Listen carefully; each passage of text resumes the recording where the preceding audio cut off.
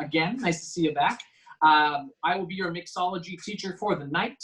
I've been doing mixology classes since March when the pandemic hit, and myself and my partner, Rosie, who's right behind doing all the technical support, all the lights, that's her hand right there.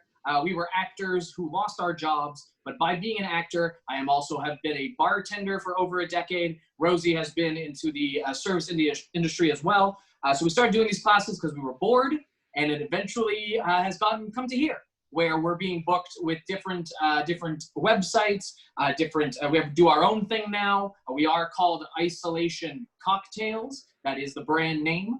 But we are so happy to be here with Single Life today to do some fall-inspired cocktails. So tonight, the way it's going to work for Janine, who is the newest of the comers, but the most welcome, we are going to be doing 4 cocktails tonight in the hour. And what we're going to do is we're going to use the chat function to throw in basically the recipes so you can follow along. I'll speak them, but in case you miss something, they'll always be in the chat. And if you ever have any questions, this goes for everyone, please use the chat function. It's the easiest way for us to make sure that we don't miss anything, because if I'm shaking something and you ask a question, I might not hear it. Rosie is always on standby for support. So that means that if I screw up, she's there to call me out. If you guys have a question, she'll make sure it's set out loud to me, and I'll stop what I'm doing, and I'll make sure to answer your question. I was a cocktail waitress and bartender at Houston Country Club. Okay, so you're gonna know what I'm talking. You're gonna know what I'm doing. I mean, at the end of the day, you've been here before. You've walked these roads, which is good. I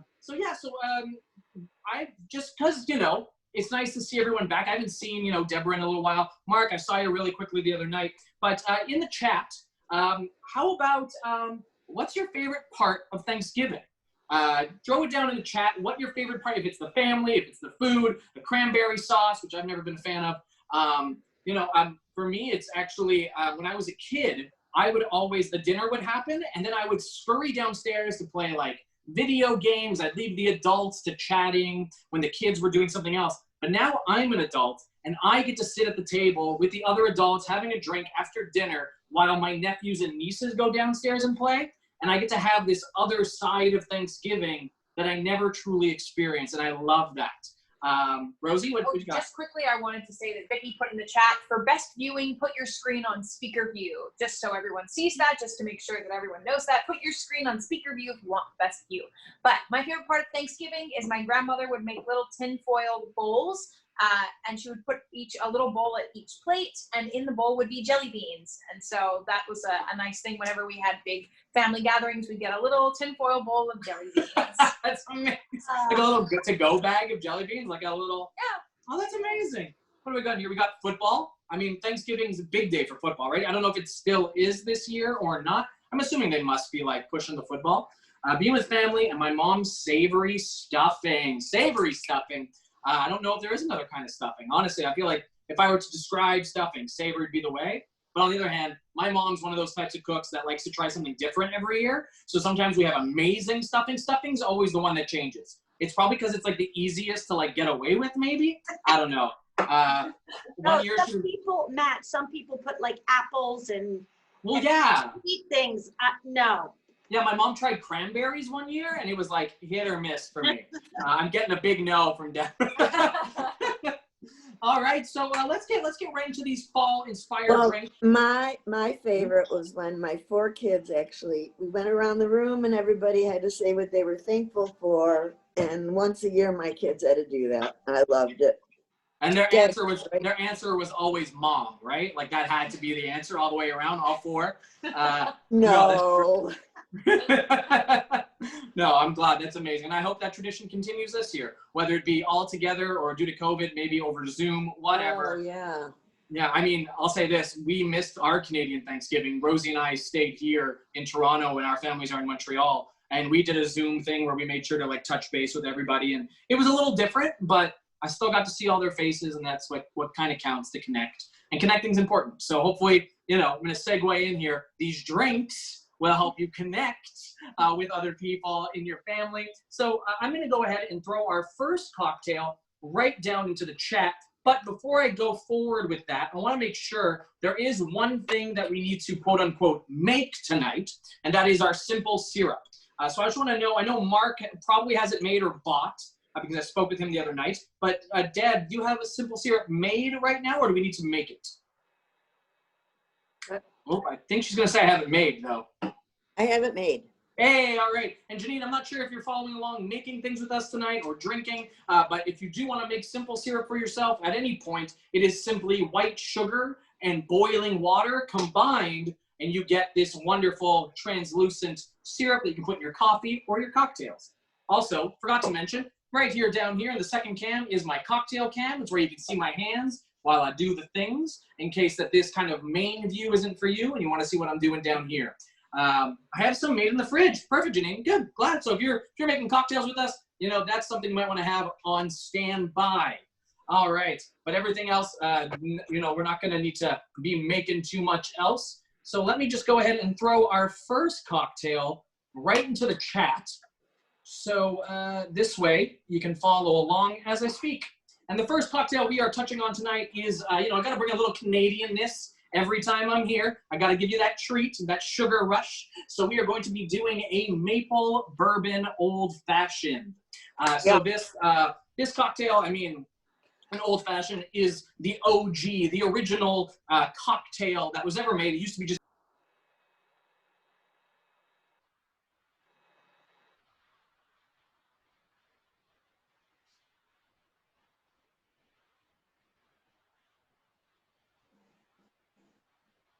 Wait, I can't hear you.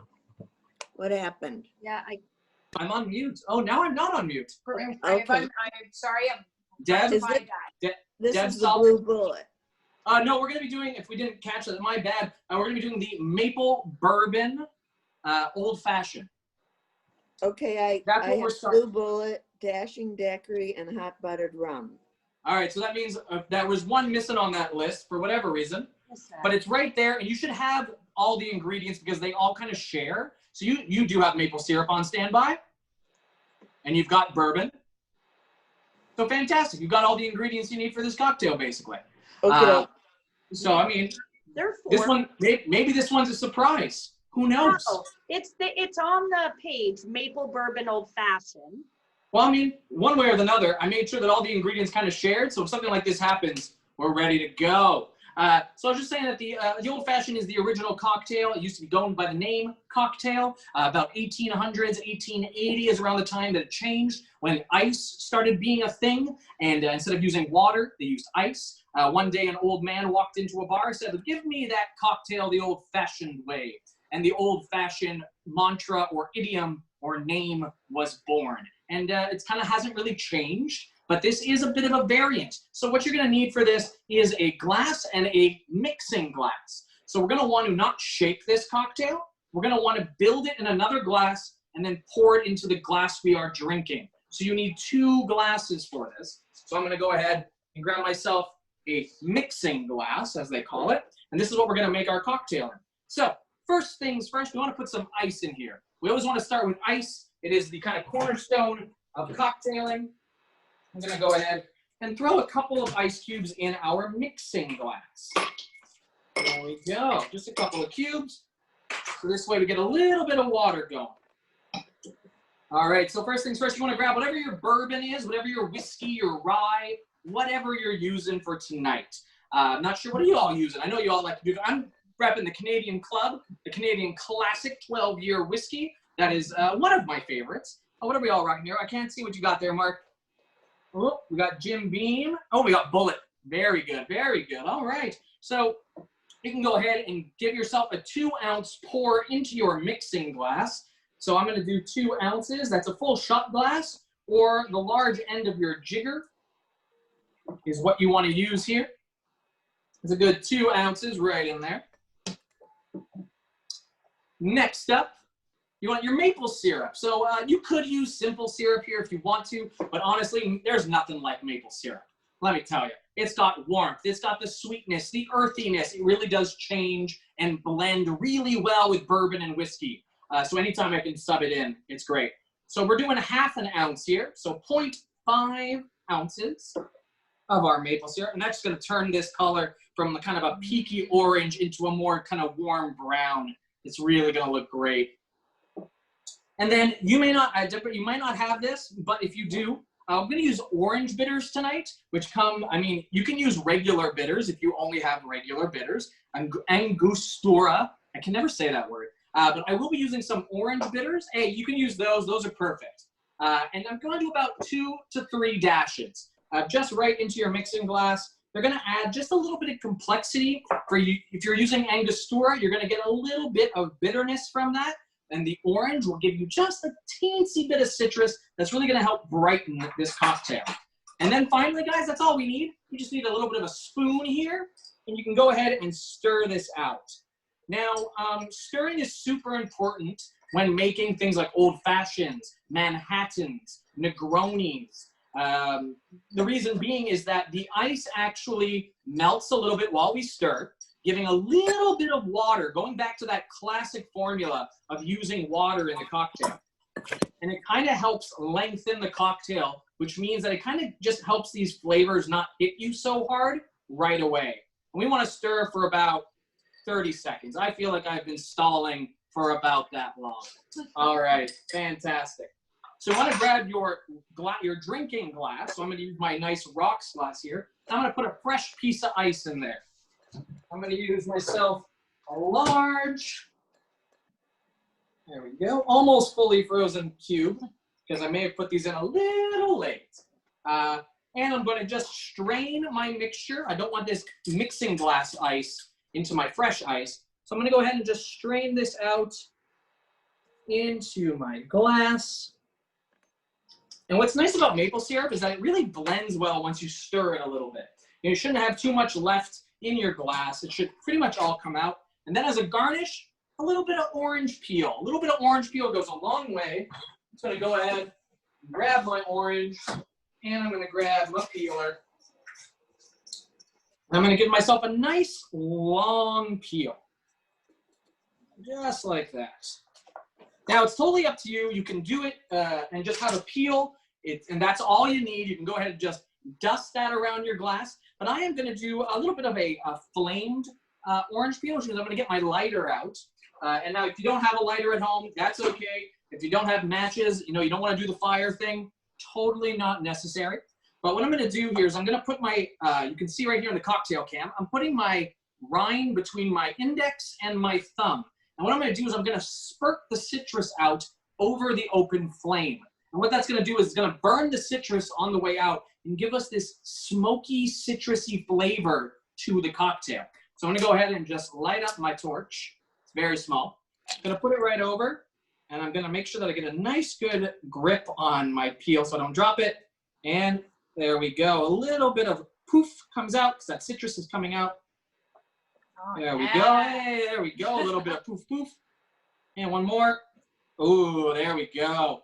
And that's just going to give us that little bit of burnt quality. That just kind of comes with the holidays, that kind of firewood smell. And that's it, folks.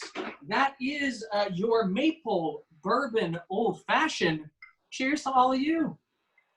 Oh, that looks wonderful. I bet Mark burned it. Yeah. Oh, that's so good. Like that maple just comes right through. I mean, I'll say this. If you're not a fan of maple, you're probably not going to like this drink. But I don't know many people who don't like sugar that come from trees. So Rosie, would you like to taste this wonderful maple old fashioned? Got to make sure that, you get the ladies to taste it. She's got to approve. Oh, yes, of course. It's gorgeous. What do we think over there, Deborah, Mark? I know Mark's probably off washing things or getting things ready for the next one. But Deb, what do you think? I need a little more maple syrup. Fair enough. Absolutely. Yeah. Again, one of those nice things about cocktailing at home is, if you're at the bar and you're like, oh, I wish this had more maple syrup, you have to call someone over and feel embarrassed. You're just like, no, forget about it. I'm just going to put more maple syrup in my glass. That's all there is to it, which is really nice. Yeah.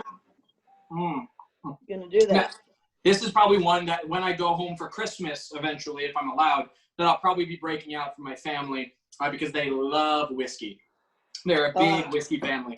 So this is definitely one for them. Oh. Yeah.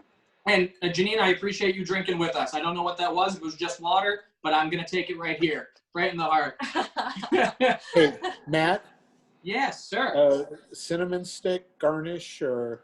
If you want to, cinnamon is totally possible. I would also even go as far as you could grate a little bit of nutmeg over this. That would also be really nice. Yeah. But, you know, it's totally up to you. Also, make sure, I know that Deb and Mark, and if I didn't say it, but just as a reminder, take photos of what you're doing. Make sure that people see that you're having a good night on Single Life today, that you're sending those photos to Vicky, to me on Instagram. We just kind of I like knowing that I'm sharing a drink with many, many people. And that's the best way of doing it. It's kind of hey! Was that Janine's voice? No, I don't know, maybe. That was Debbie. Smile. Oh, it was Debbie's. Okay, I was just like getting all excited. I'm taking your picture. Well, thank you. I appreciate that, Deb. I'll make sure that you have a good email to send that to at the end of the night. We'll throw that in the chat for you. I like something called the Coolie Swan. Yeah, I got it right. First try.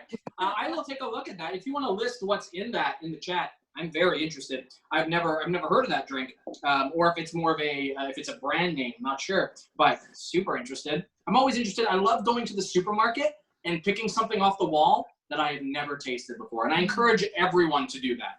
It grows your bar exponentially quick because not everything you pick is going to be a winner. But even if something isn't a winner, I guarantee you there's a way of using it in a cocktail that it becomes a winner. And I'll prove that to you in our next drink, because it's something that I wasn't a fan of and then quickly became a fan of. So let me just get the next cocktail right into our chat here. It is going to be another bourbon drink. So, you know, don't put the bourbon and maple syrup away yet, because, again, we're going to be comboing those off. But this is, like Deb was saying earlier, this is our Blue Bullet cocktail. Now, the Blue Bullet comes to us from New York City. It was made in about 2008, relatively new, and it happens to be the favorite cocktail of one Sir Johnny Depp. So this is known as his favorite cocktail. They didn't make it necessarily for him, but it's one of those drinks that people know him by this drink. What is this? It's a brand name like Bailey's Irish Cream, but much smoother. I'll have to check it out. That sounds delightful. I'll say this, Bailey's and Amarula are probably the only cream-based liqueurs that I buy, so I'll definitely pick that one up. And, you know, I'll give you my review, honest review for sure. Thank you for the suggestion. I appreciate that.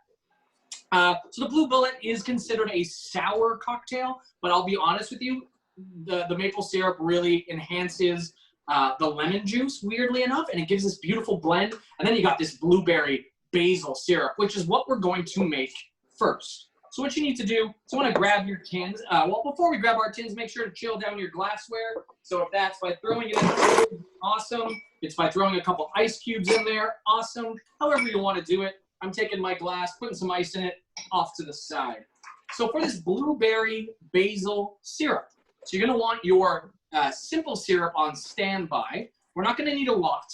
You're only going to need to measure out about 1/4 of an ounce. Really, really small. Because the reason why, we just need a little liquid in our tin to help the muddling process. It's really hard to muddle dry ingredients. What did you just put in? Sorry. Just a tiny bit of simple syrup. Okay. So it's not in the breakdown. It's just to help get things going in our tin. Because we are going to use the maple syrup as our sweetening agent in this cocktail. So once I've got myself my simple syrup in my tin, I'm going to go, you can go with anywhere between, because it depends on how big your blueberries are, anywhere to 6 to 10 blueberries. Throw them right in your tin. You can go right ahead and do that. I messed up. We went to the grocery store earlier and I forgot the blueberries. So I'm going to be substituting in some Chambord, which is a blueberry raspberry liqueur.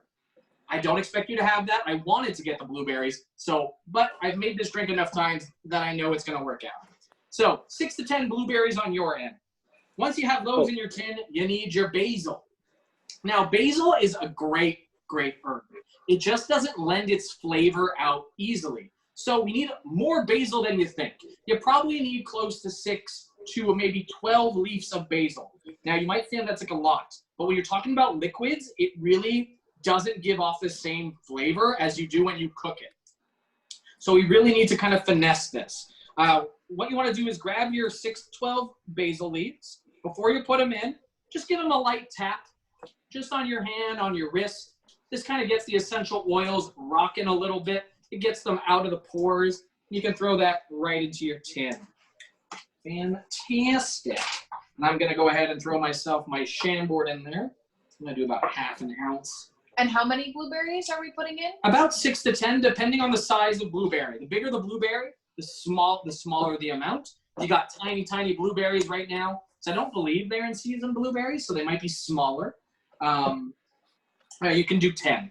But again, if you're a fan of blueberries, frickin' load her up. Do like a dozen, do 20. If you're not a fan of blueberries, maybe back it up a little bit. So you can grab, once you have your blueberries, your simple syrup, and your basil in your tin, go ahead and grab your muddler, and you want to push down and you want to twist. Muddling is not shredding.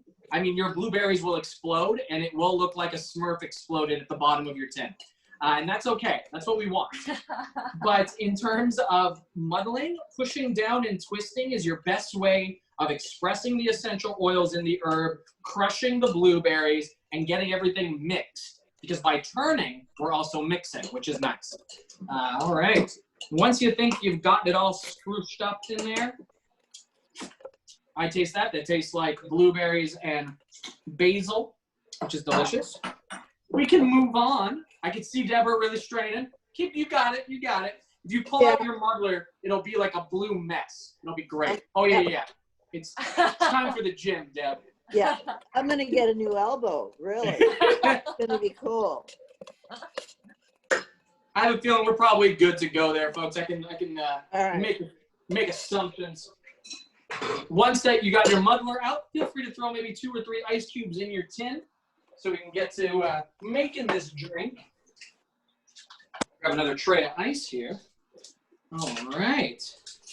Just wait till you folks get back. All righty. So we've got our blueberry basil syrup sitting at the bottom of our tin, which is great. And now let's get to the alcohol, because that's like the most, that's the most fun.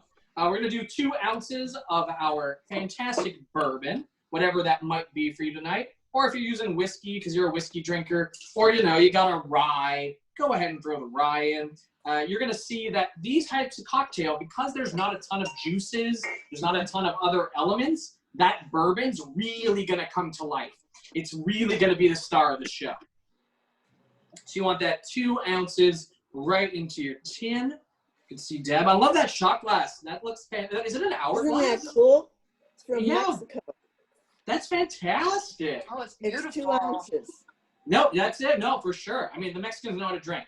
Let me tell you. They got some good beer. They got some, have you had there's a daiquiri, but also, like a mojito. It needs Cuba. But guys, trust me, alcohol outside of US, they know what they're doing.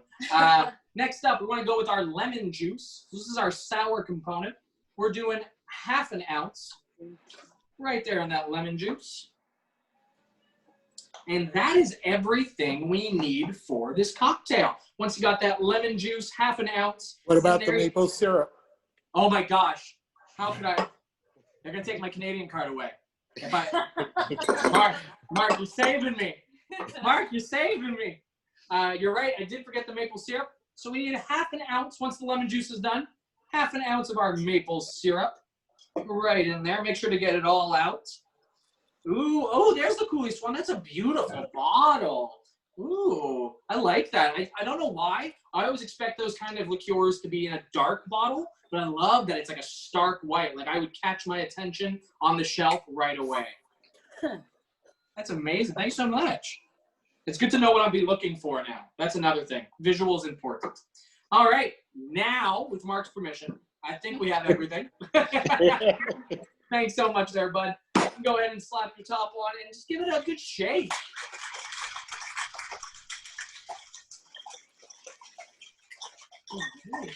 Make sure to hold on tight to that top. We don't want anybody getting hurt. No injuries in this class. All right. And once that tin is starting to get nice and cold, some nice kind of condensation on the outside, a little too cold to handle, you can go ahead and take the top off. Now, to strain this into your rocks glass, I'm going to go ahead and get rid of that ice and put in some fresh ice, because I like having fresh ice in my cocktails. into my new glass. There we go. When you strain this, if you have a fine mesh strainer, you're definitely going to want to. This way it'll catch the basil bits, it'll catch the blueberry seeds, and this way you'll get a smoother cocktail. And you can go ahead and pour that right through. Mine's going to look a little different than yours. It will taste very similar, but since you crushed blueberries, yours is going to have that really gorgeous blueberry look, which I'm going to be very jealous of. Mine kind of has more of a yellow look because it's got that basil in there. It's got the maple syrup. It's got some Chambord, so I'll have the blueberry taste. All right. And if you're seeing that your strainer is starting to fill up, feel free to just tap the side of it with your tin. It's going to help move things around and get the liquid to come out. It is a bit of a slow process. If you're really feeling like it's not working, you can grab your bar spoon and give little circles inside, and that's going to help move things around and get that liquid out. This way you get every little ounce, every little milliliter of liquid out of your strainer and into your cocktail. And once you got that, of course, garnishing, we're going to want to do a basil leaf, and we're going to want to do some blueberries. You can get creative, throw it on a stick, throw a basil leaf on top. This way we get that basil leaf smell right away. And then you can have those berries a little later once they've absorbed some of that alcohol. Oh, it's going to be great. I feel like we're almost there. I can see some blueberries being garnished. I like me some, I love me some garnishing. Garnishing's important. The look of a cocktail, just like food, the visual is important. You see someone at the end of the bar having a beautiful cocktail, you want that cocktail. So, just like food, it's good to have some presentation. Mine, lacking tonight. Yours will not be. Because I can see toothpicks coming out. I can see blueberries being out. Let me see that, Mark. Oh, there we go. Yeah. I'm going to look at that. And once Deborah's got hers, we'll do a good old cheers. Oh, I see that toothpick nice and clean right in there. Fantastic. Cheers to you, folks. Yes. The blue bullet. Oh. That is good. This is think of it as a whiskey sour with basil and blueberry. That's really what you've made here tonight. If you're thinking, oh, I wish it had a little more blueberry taste. Oh, I wish it had a little more this. You now know the main recipe that you can kind of fix it to your liking.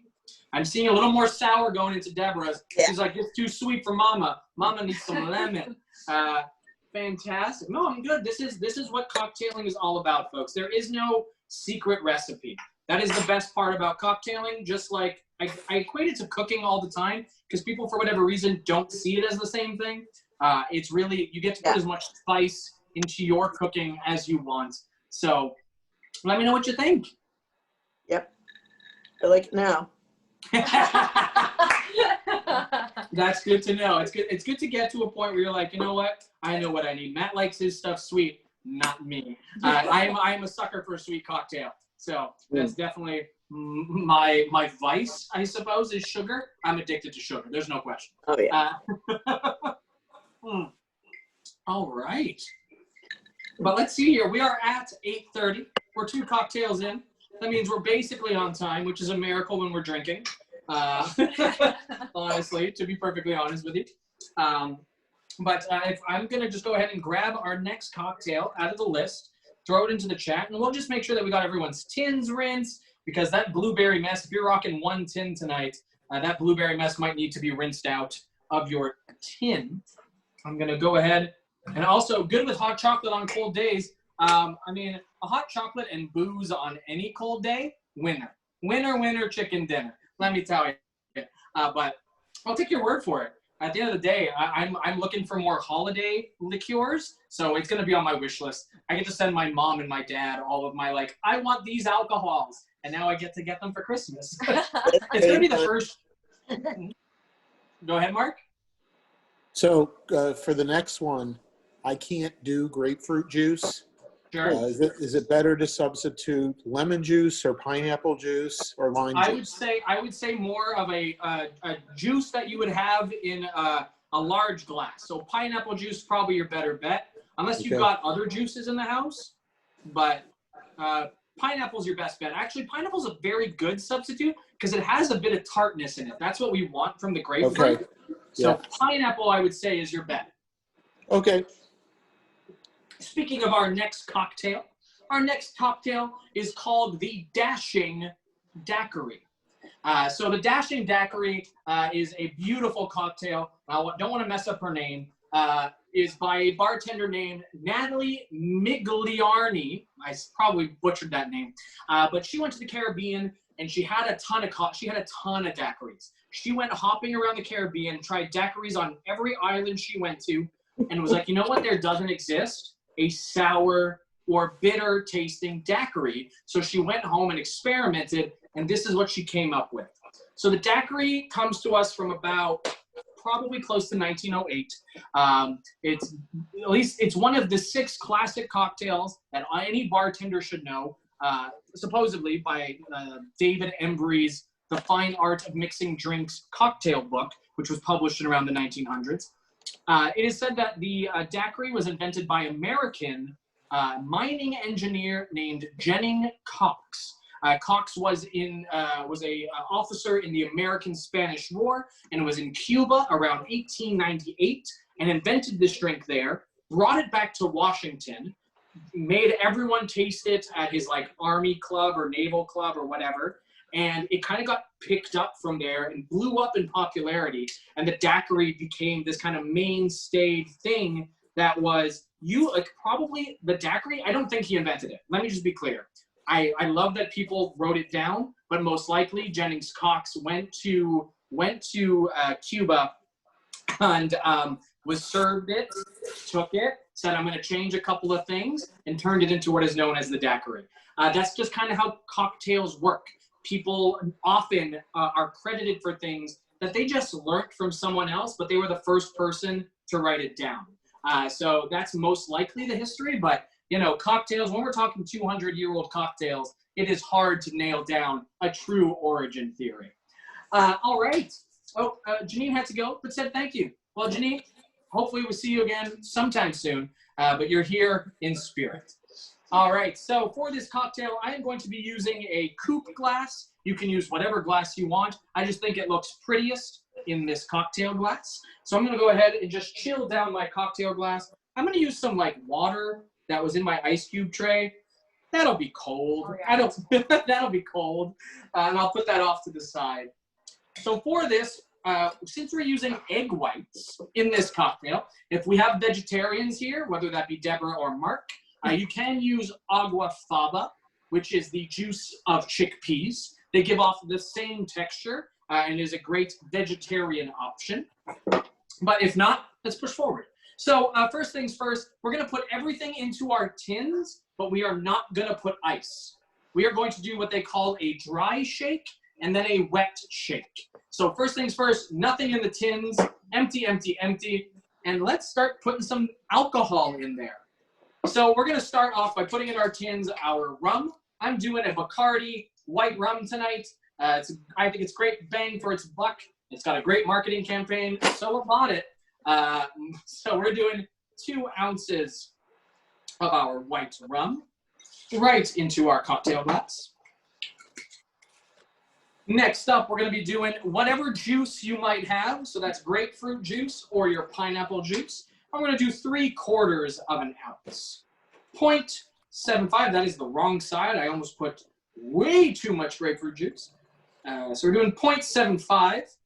And like, again, this could be done with orange juice, grapefruit juice, pineapple juice. I just think the idea behind the grapefruit was since she was looking for a sour tart cocktail, grapefruit was a great choice. But pineapple is really actually, now that I think about other kind of tart kind of fruit like that, pineapple has got that wonderful funky taste when you bite into it. So it's going to do really well. And then we want to follow that up with some lime juice, which I didn't take out of my fridge. We get some lime juice rocking here. We're doing the same amount of lime juice to our friend, whatever your grapefruit or pineapple, which is 3/4 of an ounce. I'm going to tell you right now, this is going to be the best looking cocktail of the night. It is one of my favorite cocktails to make. The Dashing Daiquiri, it is gorgeous. I can't wait for you to take photos and send it to people to show off your skills. Next up, after we've got the 3/4 of lime juice, we're going to our friend simple syrup, and we're going to do 1/2 ounce. You could go sweeter if you feel like you want a bit more sweet. If you're into the tart, into the sour, maybe lay off the simple syrup. Maybe only do 1/4 ounce.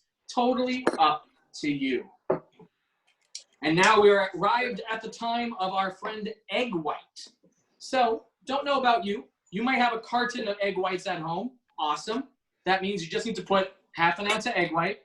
But if you don't, and you've got the full egg like me, you can watch down here on the cocktail cam on my hands. It's like bacon. You just want to separate out that yolk.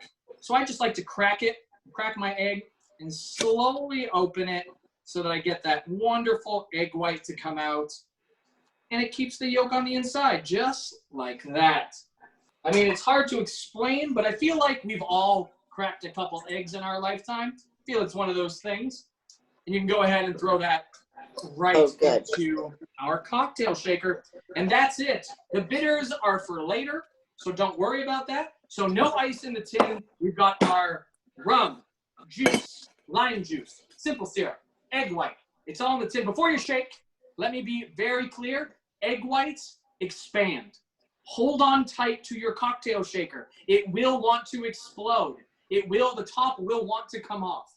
Just hold on tight and give it a hard shake. The harder you shake, the thicker the foam is going to be. So you want to give it a real, and you have pineapple juice, Mark. Pineapple already foams. So you were going to have a foamy cocktail, my friend. So here we go. Make sure to hold on tight. I'm just watching Deb get hers on. Hold on tight to that top there, Deb, and give it a shake. Sometimes when I do this at the bar, I end up with egg on my face, and it's like the worst joke all the time. Oh, it's coming out. Mine's coming out a little bit. Ice. All right. Now that mine's going everywhere, we can take this off. You look inside, your foam action should be starting. Now we want to throw in a couple ice cubes. This is where we're going to help get our glassware down to chilling. Ooh, there we go. I put a large one in there for some reason because I didn't see the other tray back there. Go ahead, throw your ice in, put your top on nice and tight, and give it another shake.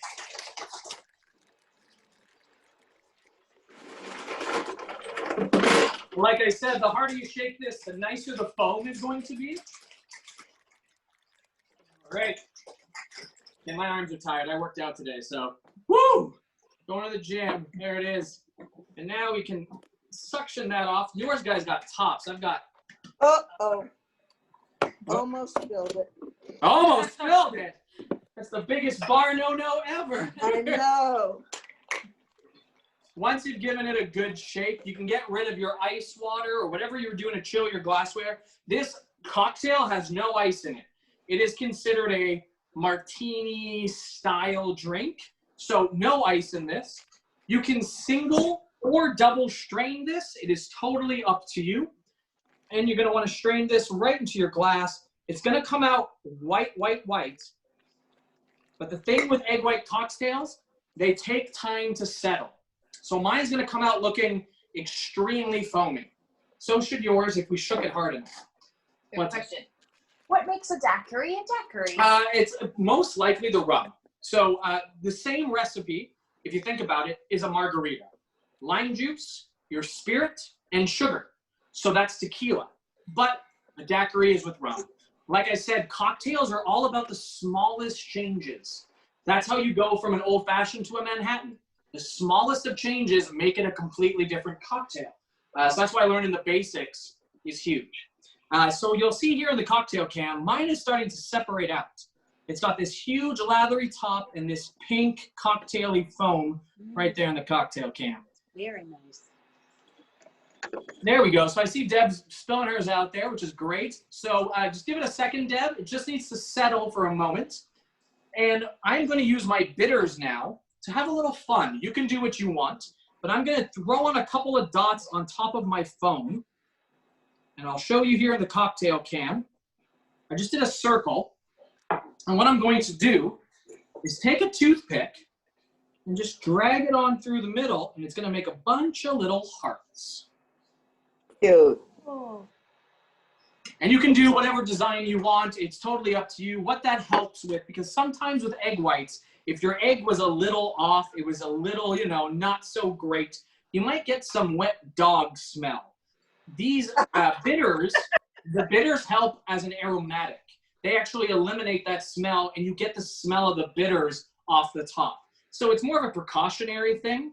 But yeah, mine is settled down fairly nicely. We've got a nice separation down the center, right there in the cocktail can. Hopefully yours does too. Deb, how are we doing over there with the phone? It's very pretty. Oh, right. Pretty. Yeah. I like it. It's Well, a margarita glass. No, yeah, absolutely. Let's hope it tastes as well as it looks. Oh, yeah, look at that. Look at that phone. That's great. The foam action's fantastic. Cheers, folks, to the dashing daiquiri. Cheers, Vicky. Cheers. That looks wonderful. Oh, it's so good, guys. What you're getting from, if you got the grapefruit juice, that's going to be kicking in real tight. If it's pineapple, you're going to get that pineapple off the top. That lathery mouth feeling is from your egg whites. That's what egg whites does. It doesn't give any taste of egg. What it does is it adds an extra layer to your mouth. It kind of lathers your tongue a little bit and just kind of lets the drink sit for a little longer in your mouth. What do we think there, Deb? Oh, it's good. They used to put egg white in my grandma's whiskey sour. Yes, a That proper right? whiskey sour. That is correct. A lot of bars don't do it because it takes long. Egg white cocktails take a long time. And that's why some bars just say, forget about it. We need to pump out drinks as fast as we can. Yeah. So no, that's great to hear that, like, way back in the day, using eggs, way to go. Rosie, can I get a taste of this? Yes, please. Damn right. Oh, I never knew any drinks had egg. yeah, I mean, I'll say this, egg white is very popular. Yeah. There are a certain type of drink called the flip, F-L-I-P, that use a whole egg yolk and all. Ew. And it's, what's No. I will say this, what's fun about chemistry, lemon juice is used in most drinks that use egg white because lemon juice will actually cook the bacteria out of your egg yolk. So when you're shaking your egg white and your lemon together, it's actually cooking slightly. Yeah. The citric acid kills any bacteria. So that's why you get the whiskey sour being the most popular is a lemon heavy drink. So there's a little chemistry action for you tonight. That takes care of the egg yolk. Well, it's funny. So the egg yolk, I will say this, the flip doesn't get done very often. It's one of those drinks that does have a hazard sign on it. It's something that you can't quite get around. But, people drink raw egg apparently more than I do. So I'm not a fan of it. I don't offer it. I don't drink it. I don't teach it. Just because honestly, if someone were to get sick from egg yolk, I would just feel so damn awful. And I'm not here to feel bad. I'm here to get drunk. So, so our last drink of the night, folks, is an American classic. Now, I taught this 4 weeks ago to a bunch of Americans, about 40 of them, and nobody had tasted this before, which apparently goes against all the research I've done. So let me just throw the cocktail ingredients into the chat for everybody. And this here, folks, is your Colonial American hot buttered rum. So just so you know, for the hot buttered rum, we will need some boiling water. So please have the kettle going, which I'm going to do right now. Just going to make sure that I got some boiling water. Maybe not boiling. We want to have hot water. Because we don't want boiling waters because we want to have a sip. We don't want to burn ourselves. So like hot water that you would use for tea. Let's go with that temperature. Whatever that temperature is for you. We will not need a shaker for this. Everything is going into the mug. So also, please use a piece of glassware that is good for hot liquids. I happen to have a fun hot toddy mug, but a regular mug will do. Yes. Oh, fantastic. We got both kinds. And also, that is damn adorable. That is a damn adorable mug. I love it. So some fun facts about the hot buttered rum. The hot buttered rum comes to us from about, I want to get the date right, and I know Jerry Thomas is credited for it, so that puts him in about 1908. Just want to make sure here. Yes, 1908 is the first recipe written of the hot buttered rum. Honestly, Jerry Thomas is notorious for being one of those people that didn't invent drinks, but was the first guy to write them down. So and I will say this, folks, Americans in the pre-colonial days loved their rum. They had so much rum that it said that a person, any given person, would drink more than 5 gallons of rum per year. They used it for everything. They drank it when they had business deals. They drank it at funerals. They used it as compensation. They drank it hot. They drank it cold. They drank it for medicinal purposes. They drank it for everything. Now, that being said, they loved Jamaican rum. A lot of distilleries popped up in New England. New England was the home of rum in America. And apparently, it was god-awful comparatively to the Jamaican stuff.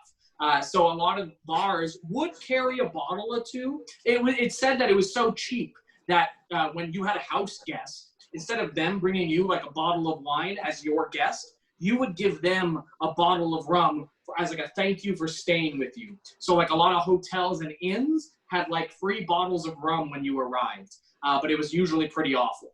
Anyway, it was really popular in the early 1900s. So about 1940. What's the difference? The difference between New England rum and Jamaican rum? So New England rum is a little thinner. It is a white rum. Jamaican rum has what they call in the industry some funk.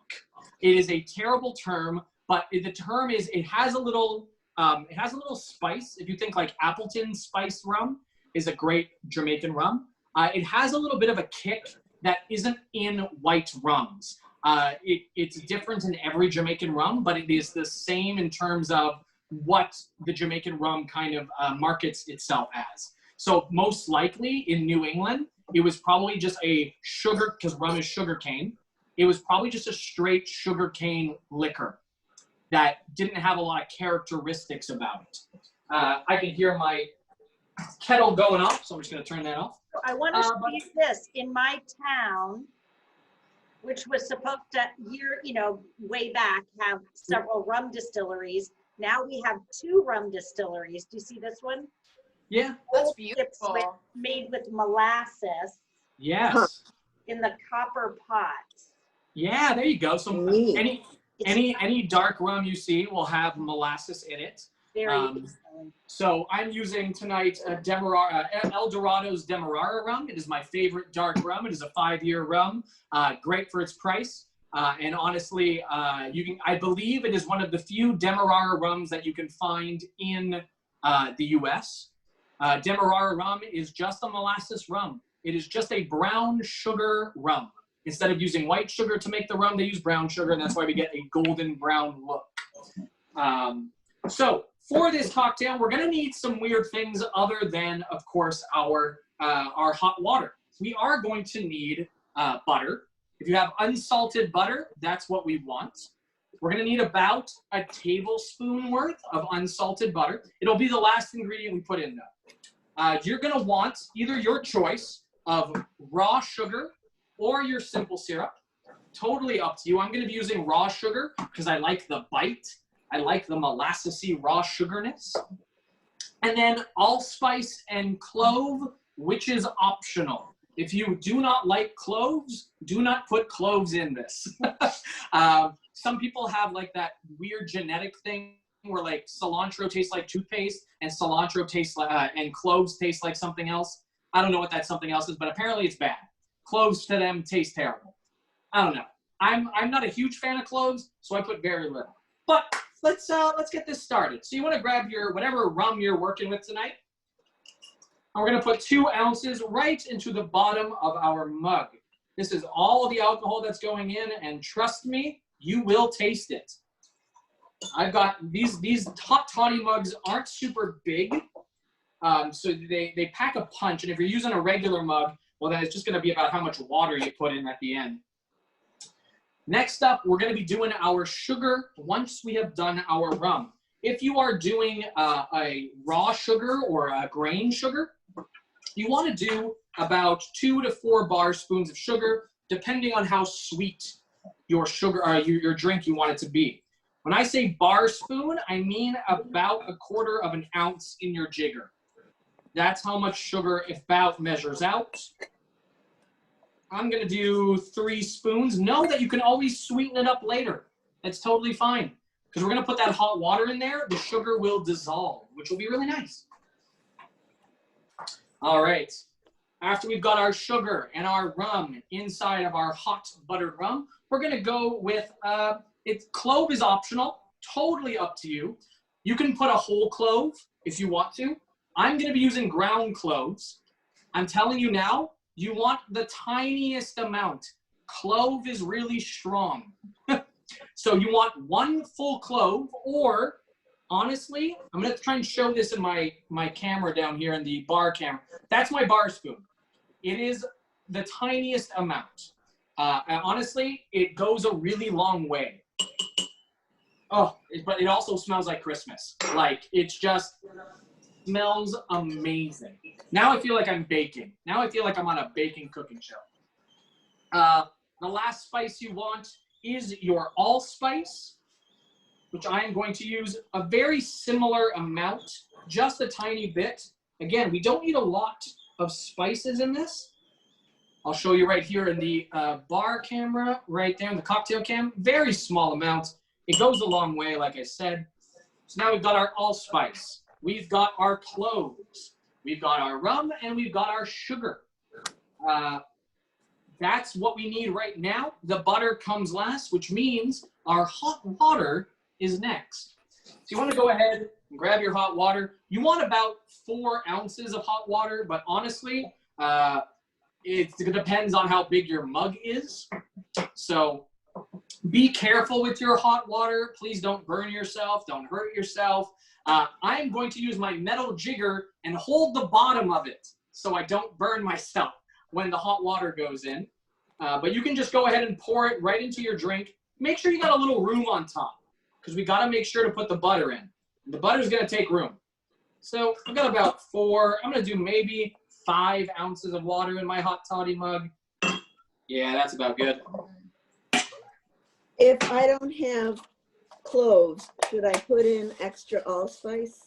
I would say no. But that being said, once you make the drink, if you feel like it isn't spicy enough, that allspice, you can always add in a little more. But for right now, I would keep it as is, because the clove is an optional thing.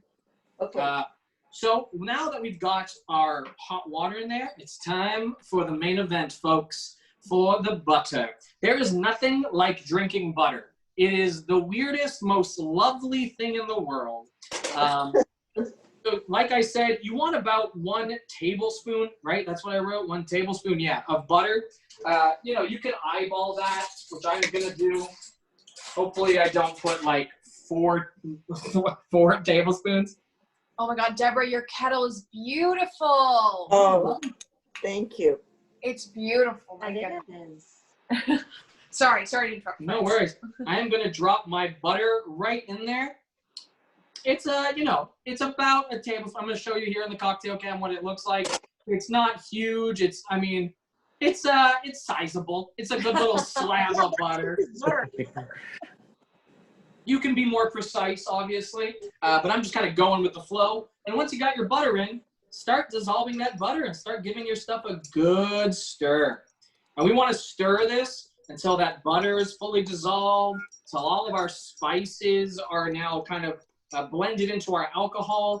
Our sugar grain dissolves if you were using grains. And you're going to start to see, you're going to get this wonderful translucent buttery top, which is going to be the first thing you taste when you drink this cocktail. And if you can think about this, this is what people were drinking pre-colonial times. That's kind of crazy. This is a recipe that comes to us hundreds of years ago, and we're now making it over Zoom in 2020. Like, that's ridiculous. I might need to add a little more hot water because my butter is taking its, well, there we go. It's really starting to melt down now. Might need to give it a good, vigorous churning of the butter. Oh, there we go. Mine's almost completely gone. You will see it if you're ever interested in looking up hot butter rum recipes. Some hot buttered rums call for a hot rum butter batter. And that is basically everything we put into this except the rum and hot water into a ball stored in your fridge so that you can have hot buttered rum anytime you want by just putting the ball of batter in your mug, adding hot water and rum, and serving it to your party. I just didn't want to keep that in my fridge. So, so once you've got your butter all melted down, now it's time to garnish. I mean, it's classic holiday garnishes, folks. You want to do yourself a cinnamon stick. And if you wanted, you could do an orange if you wanted to. It's totally up to you. But there you have it, folks. The hot buttered rum. Yeah. Be careful. Don't burn yourself. And cheers. Cheers. How is that? It's the most interesting of tastes. Like I said, there's nothing quite like drinking butter. It lathers your tongue in such a specific way. Yeah. But then you get those kind of allspice cloves. It goes right through your system. It warms you to the bone. Yeah. It's one of these kind of replacement hot toddy drinks. But let me know what you think here, Rosie. Take a sip. Oh, I'd love to. It looks delicious and warm and cozy. It is. That is the point. That's exactly what it is. Warm and cozy is a great description. What do we think? Is this also the first time that you have had a hot buttered rum, Deb and Mark? Absolutely. Well, welcome to America. What do we think? Take a sip. Let me know. I could use less butter. I'm not a butter eater. Like, Fair enough. never. I Oh, probably well, I mean, could use more butter. Well, perfect. But yeah, this is one of those things where like I'm excited to show to my family, to wow them in a way of like, look of the ridiculous things we can drink together. Because also a lot of people won't look at this and think cocktail, but really at the end of the day it is. So you've now learned how to make a cocktail that your ancestors were making hundreds of years ago, if you happen to have ancestors in the US. But folks, it is 9:02. That is our class for tonight. Let me just show you what we made. We made the hot buttered rum. We made our fantastic dashing daiquiri. We made Johnny Depp's favorite, the Blue Bullet. And we made my favorite, the maple bourbon old fashioned. Thanks so much. Take it back. This is wonderful. So good. It grows on you. It grows on you. Man. For sure. Oh, man. That smiles everything, Deb. Thank you so much. I'm happy for it. Thank you. But yeah, make sure to take some photos. I'm gonna throw my my Instagram in here. If you use the Instagram, isolation.cocktails on Instagram.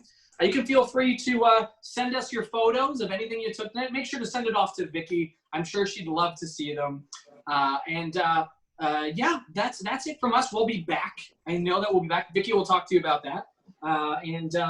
Yeah, I know, Vicky, I'll let you talk about tipping and all that. That's great. But thanks so much for having us, you folks.